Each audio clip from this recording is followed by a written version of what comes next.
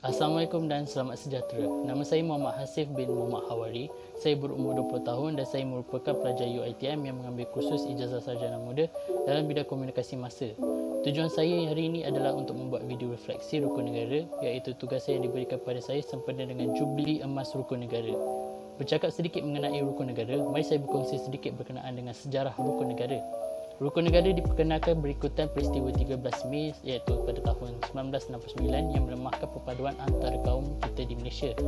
Ketika itu perpaduan antara kaum berada pada tahap yang paling teruk apabila pertelagahan antara kaum menyebabkan kematian, kecederaan dan kacau bilau.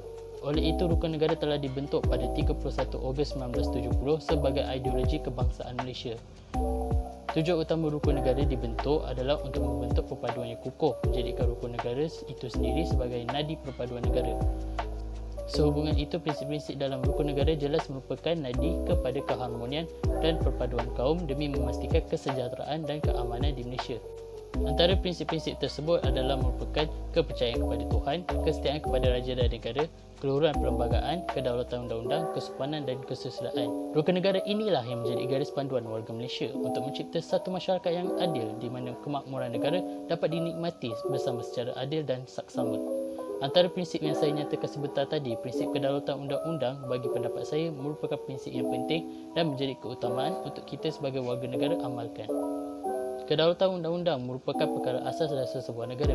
Menurut ahli falsafah undang-undang Rom, Marcus Tullius Cicero pernah menyatakan kebahagiaan sesebuah masyarakat itu bergantung kepada kepatuhan setiap individu terhadap undang-undang. Hal ini demikian kerana hubungan sesama manusia tidak boleh berlaku dengan sempurna jika tiada peraturan dan undang-undang.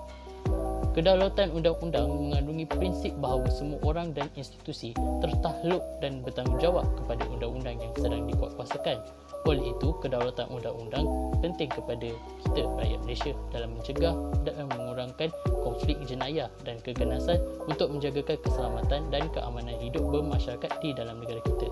Kedaulatan undang-undang penting untuk pembangunan kerana ia memastikan keselamatan diri melalui sistem sosial dan ekonomi yang adil, menjamin keselamatan harta dan penguasaan kontrak melalui sistem yang mengimbangi kuasa dengan mengukuhkan accountability serta memastikan tadbir urus yang baik.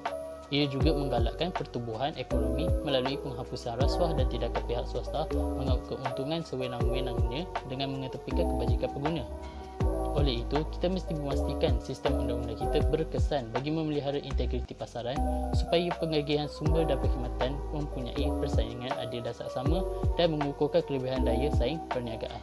Justru itu, pesanan ringkas saya adalah kita mestilah ingat bahawa rukun negara menjadi tonggak perpaduan kaum dengan tujuan setiap rakyat negara ini menyedari, menerima dan memahami hakikat bahawa kepelbagaian kaum, agama serta budaya di negara ini adalah satu rahmat yang perlu dimanfaatkan bersama. Sebagai satu keluarga dalam satu rumah yang bernama Malaysia, maka kita mestilah ikhlas antara satu dengan yang lain. Bersatu kita teguh, bercerai kita roboh.